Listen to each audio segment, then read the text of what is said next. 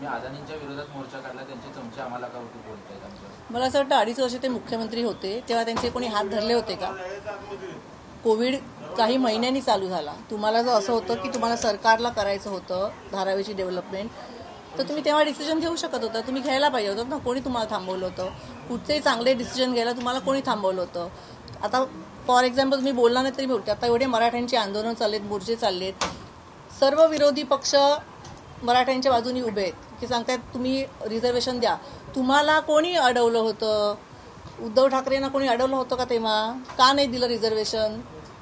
Covid नंतर चालू झाला. ते सगळ्याला आता कोविडचं कारण देत आहेत की कोविडमुळे आम्ही काही करू शकलो नाही. कोविड नंतर चालू झाला. मराठ्यांचं रिझर्वेशनचं आंदोलन वर्षोनवर्ष चालू आहे. तुम्हाला त्यांना रिझर्वेशन द्यायचं होतं, आता सगळे ओरडताय, तेव्हा का नाही दिलं? कोणी थांबवलं तुम्हाला? तुम्ही पास करायचं ना विधानसभेत. तुम्ही पण शिवसेना, एनसीपी, काँग्रेस मेजॉरिटीमध्ये सत्तेत बसलेले होतात. आता सगळ्यांना त्यांना रिझर्वेशन द्यायचंय, देऊन टाकायचं तेव्हा. किंवा धारावीचे डेव्हलपमेंट तुम्हाला सरकारला करायची होती, करून टाकायची. कोणी तुमचे हात धरले होते? देश विदेशातील प्रत्येक घडामोडींचे लाईव्ह अपडेट मिळवण्यासाठी आता साम टीव्हीच्या सर्व सोशल मीडिया प्लॅटफॉर्मला लाईक, फॉलो आणि सबस्क्राईब करा. तसंच सर्व नोटिफिकेशनसाठी बेल आयकॉन प्रेस करायला विसरू नका.